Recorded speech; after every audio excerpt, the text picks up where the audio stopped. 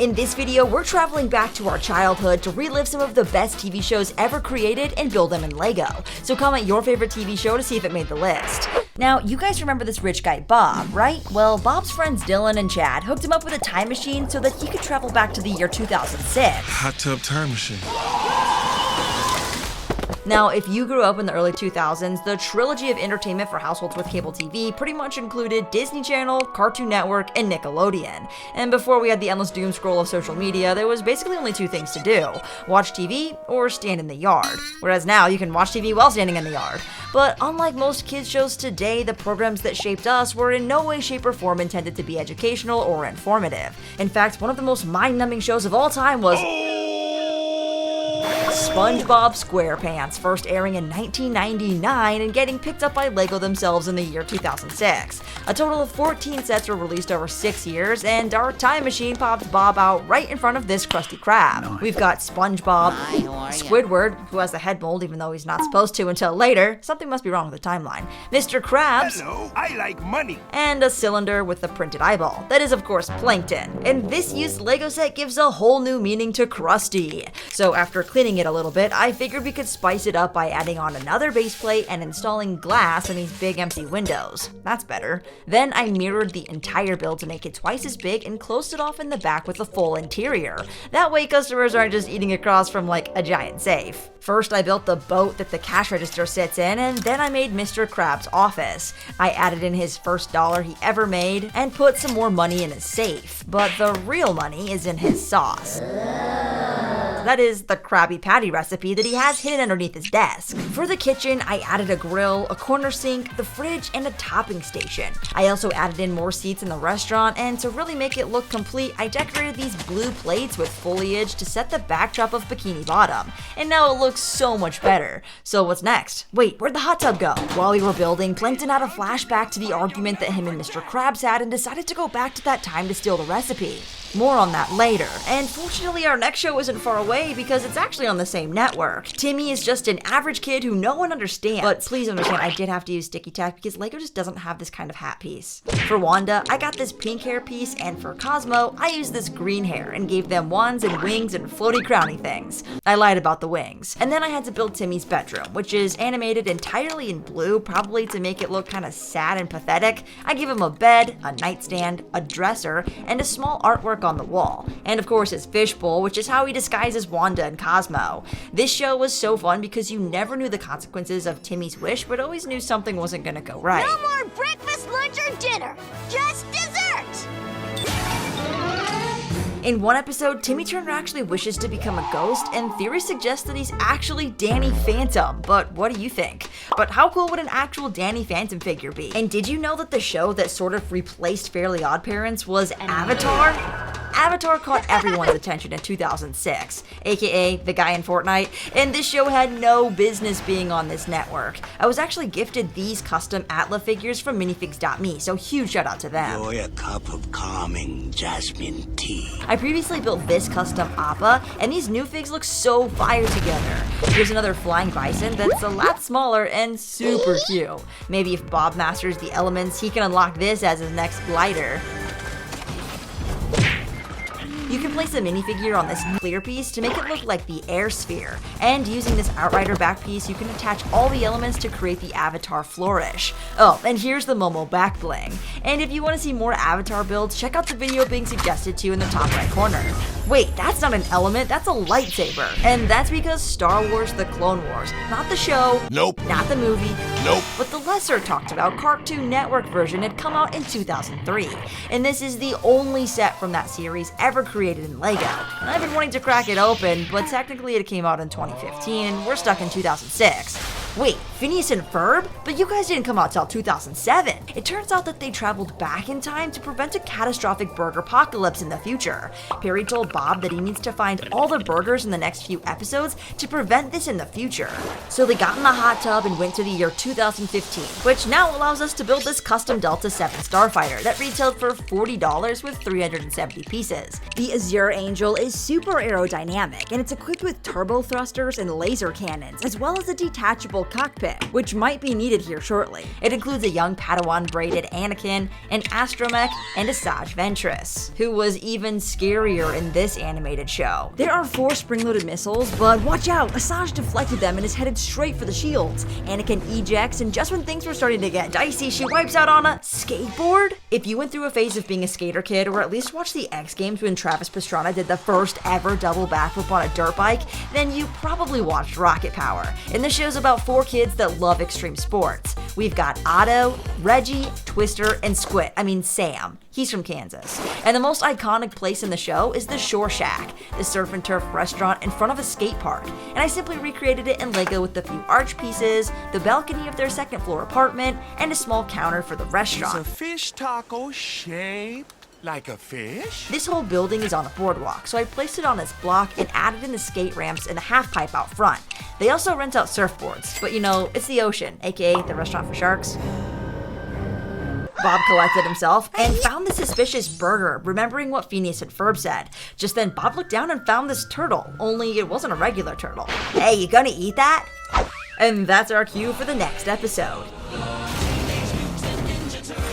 TMNT. And this show has been around for decades, rebooted and restylized over and over again. I grew up with the 2003 version, but Lego finally got the license from Mega Bloks in 2012 and made 13 sets. This is the Turtle Layer Attack, and it includes Leonardo, Raphael, Master Splinter, judge me by my dress, do you? A foot soldier, and a stinky foot soldier, hence the mask. Similar to Rocket Power, these turtles also love to skateboard and shred. And speaking of shred, their arch nemesis Shredder, who came in this Dragon Bike set along with Donatello. Unfortunately, I had to pick up Mikey separately because these just did not come in the same set. Underneath the sewers of New York City is the Turtle Layer. There's a pizza oven, a skateboard rack, and this cool training dojo. But overall, this set is super messy, and there's another headquarters that I'd really like to check out. Mikey, don't eat that! Bob grabbed the sus burger and jumped through the sewer pipes, because up next, we're going to Jump City Bay. Along the way, he actually ran into the Powerpuff Girls, who came in this LEGO Dimensions pack in 2017. We have Bubbles, Blossom, and Buttercup, all with extremely huge heads. They helped Bob fly to Jump City Bay to meet none other than the Teen Titans. Just like TMNT, Teen Titans came out in 2003 and got a reboot later in 2013 with Teen Titans Go, and it doesn't get more iconic than their T-shaped headquarters, which we can build with a ton of these glass door panes. I have just enough to make 4 stories, but some of them have Iron Man schematics, so just go with it. The plan is to build a 4-story building and make each Titan their own room. So I built up the white walls around the T-shaped glass panes and made sure to leave a ledge to add in our interiors with floors that can be removed. Once I got to the top floor, I realized these rooms wouldn't be removable, so I made a modular roof for easy access. For the first floor, I wanted to make a room for Beast Boy, a kid that can turn into any animal and likes to sleep in a cardboard box. I gave him a cat scratching post and a TV on some cinder blocks. His room's also kind of a mess, so I cluttered the floor and gave him a little cat companion before adding it to the tower. Up next is Starfire, and she has heat vision and she can fly. She also loves the color pink. Her room's really simple with this ultra girly bed and vanity, so I built this pink and purple bed and a place for her to do her makeup, and then I added it to the tower. Then I made Cyborg's room. Cyborg, like the name implies, is a really cool dude, and I love his half metal, half hair headpiece. His room is super cybernetic with tools hanging on the walls and a sort of charging station that I built with some wires coming out the back. Then, for the top floor, I made Raven's room. And, this figure kinda cost a fortune, so I had to improvise. I mean, it kinda looks like Raven from the back, right? And her skin tone is kinda gray, so Asajj's head fits pretty well. She has purple decor, so this was as close as I could get with the parts I had, but I added those lights at the top of her bed and this cool chair. Then I tiled off the floor in black with a few posters on the wall. For Robin, I had to improvise on the figure, but simply changing the hair really works for him. His room is my favorite, so I made this really neat computer desk with a hutch full of books and a thermal detonator that kind of looks like a batarang. I gave him a chair, a blue bed, a danger sign, and I hung up this punching bag. And just like that, we've completed the Teen Titans Tower, and I really like how it turned out. But Bob noticed that Beast Boy was about to ingest a very juicy looking burger, so he suddenly swiped it out of his hands. That is a suspicious burger, and it smelled very good, which happened to attract someone even hungrier than Beast Boy. Scooby-Doo? Fred and Shaggy got split up from the rest of the gang and needed Bob and Dylan to help them solve a mystery. The mystery of where the heck the mystery machine went. And since we time traveled, we'll have to rebuild it. Along with the Mystery Machine, LEGO made 4 other LEGO Scooby-Doo sets in 2015, which is why we're missing the rest of the gang, because those sets are super pricey now. For being almost 10 years old, this Mystery Machine really holds up with some great printed dishes, a front seat for 2, and a detachable roof and back section that opens up to access the equipment inside. It also includes this scary tree, but don't worry, there's always a person behind the mask. And is that a Scooby snack? Wait, Scoobs, don't eat it! Perry comes flying in, and having collected the last suspicious burger sample, he had enough info to take back to Phineas and Ferb to prevent the burger apocalypse. So let's head back to our time, 2024. It turns out that all the suspicious burgers came from the same source, a Krabby Patty recipe gone wrong. But how wrong? Enter Krabby Burger, the angry crab meat patty, and his minions, the Krabby Sliders. And they're about to wreak havoc on Toontown. Hey, Toontown is our licensed world. Disney paid a lot of money for that. Get your own world. Okay. Looney Tunes then. What's up, Doc? The entire animated universe as we know it. I'm falling. So to stop them, we have to assemble a squad of 4, but we can only pick 1 character from each show, and we need a vehicle. So for our mode of transportation, we don't want any casualties, and we definitely don't want Appa ingesting any of the minions. So I'm going with the Mystery Machine. For our squad leader, I chose Leonardo because he has the most experience as a team captain. For strategy, I chose the smartest guy out there, Sokka. And for defense, we need a burger flipping genius to protect the citizens, and that calls for the famous fry cook, SpongeBob. For attack, we need someone who can flame broil this burger. So I'm going with Teen Titans Starfire and her heat vision. Hello, what about me? You're not in this episode. And with the entire team assembled, Sokka laid out a plan. Leo, you go for his eyes to distract him. That way he won't know what hits him when Spongy flips him upside down. Then, Starfire, you light him up to give us time to deliver the final blow. What's the final blow? The worst thing that can happen to a burger. Losing all of its toppings when you go to take a bite. Okay, Team Sokka on 3.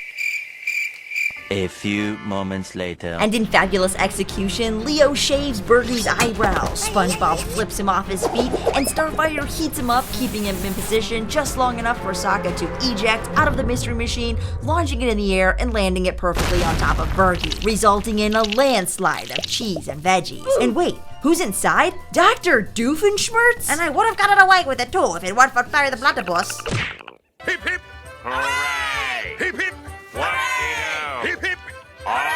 But which squad would you have chosen to take out the boss? Leave me a comment, and if I didn't get your favorite show, then maybe I'll do a part 2. So make sure to hit the like button, and if you want to continue the fun, try watching one of these videos.